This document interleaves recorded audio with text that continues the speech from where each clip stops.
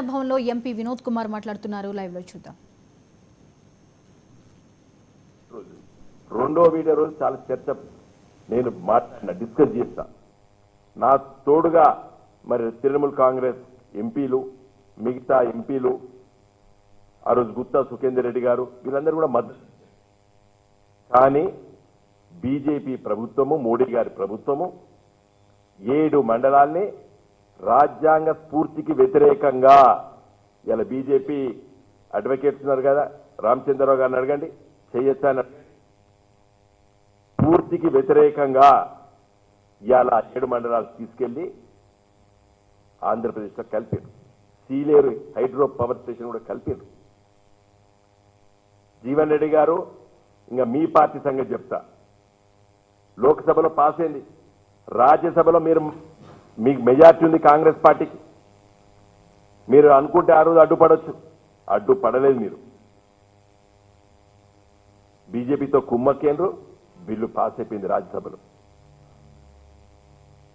BJP, Congress ఈ 2 జాతీయ పార్టీలు అనేటువంటి పార్టీలు తెలంగాణను అన్యాయం చేశారు. ఒక గొప్ప హైడల్ పవర్ ప్రాజెక్ట్ మనకు ఉండే అది ఈరోజు పోయింది. అది సీలేరు 500 మెగావాట్ 70 పైసలకు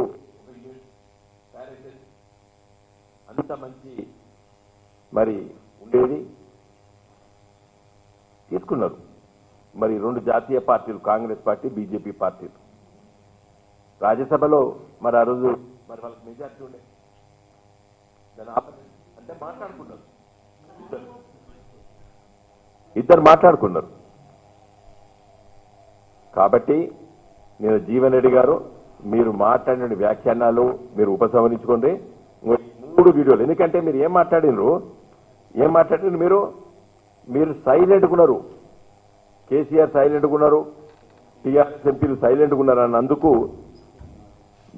ఏమంటారు, కరెక్ట్, ఇది కూడా కరెక్ట్. ఆ వెంటనే కేసీఆర్ గారు పిలిపించిండ్రు, రాష్ట్ర బంద్ చేసినాము. ఖమ్మము, భద్రాచలం ఏరియాలో పెద్ద నిరసనలు కూడా మా పార్టీ తరఫున చేస్తాం. మీరు చేయలేదు, కాంగ్రెస్ వాళ్ళు చేయలేదు. మీరు ఆ రోజు ఎమ్మెల్యే, మీరు ఏం మాట్లాడలేదు. ఇప్పుడు 10 ఏళ్లకు మీకు యాదకు వచ్చిందా? తెలంగాణకు అన్యాయాల గురించి మీరు మాకు చదువు చెప్తారా? తెలంగాణకు ఏం అన్యాయం జరిగితే అది లేవనెత్తినటువంటి వాళ్ళం గులాబీ జెండా. ఇప్పుడు కాదు, ఎప్పటికైనా కూడా ఈ భూగోళం ఉన్నంత వరకు, సూర్యచంద్రులంత వరకు తెలంగాణ రాష్ట్రం కోసం కొట్లాడినటువంటి గులాబీ జెండా ఎల్లకాలం కూడా తెలంగాణ ప్రజలు ఎమ్మడి ఉంటుంది. రాజకీయాల్లో గెలుపు ఓటములు సహజం. రాజ్యాధికారం ఎల్లకాలం ఎవరికి సొంతం కాదు. ప్రజల నిర్ణయాన్ని మేము గౌరవిస్తాం. రానున్న రోజుల్లోపట తెలంగాణ ప్రజలు ఎమ్మడుంటాం. తెలంగాణ ప్రజల సమస్యల పరిష్కారం కోసం పోరాటం చేస్తాం. తెలంగాణ రాష్ట్రాన్ని చాలా గొప్ప రాష్ట్రంగా తీర్చిదిద్దుతాం. ఈరోజు ఈ ప్రభుత్వం కూడా తెలంగాణ ప్రజలకు మంచి పనులు చేస్తే తప్పనిసరిగా మేము మద్దతు ఇస్తాం. ఇలా కొట్లాడాలి, చాలా ఇష్యూస్ ఉన్నాయి, చెప్తాం ఏం కొట్లాడాలి, ఏం చేయాలని కూడా.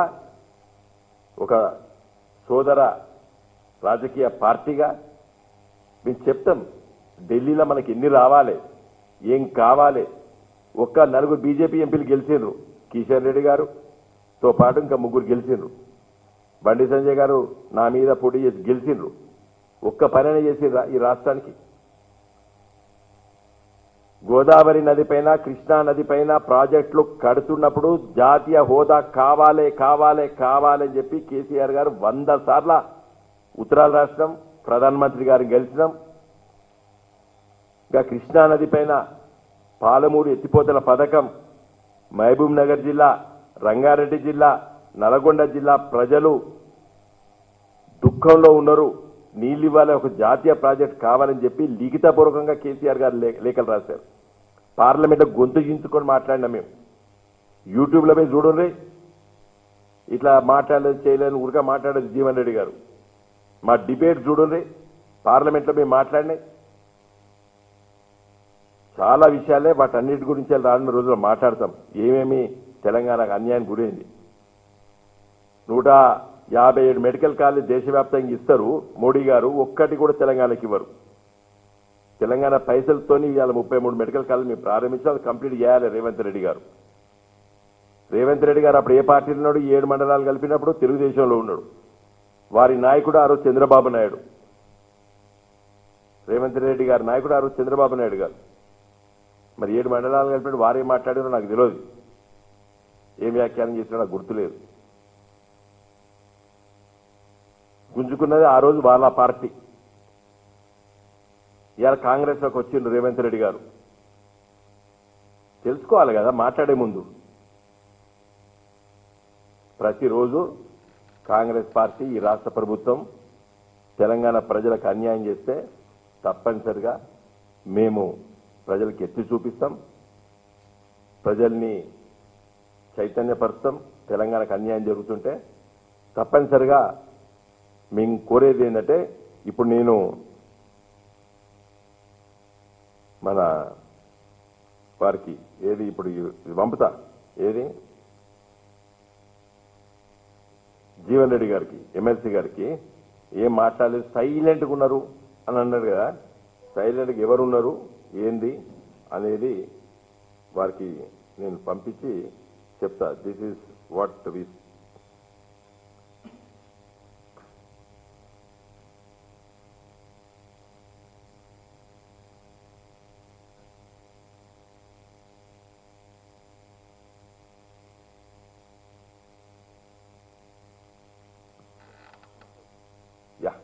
పంపిస్తాం. జీవన్ రెడ్డి గారికి, ఎమ్మెల్సీ గారికి ఈ 3 వీడియోలు పంపిస్తాం. ఇక్కడ పార్లమెంట్లో నేను మాట్లాడి చూసుకోండి అని చెప్పు. Thank you.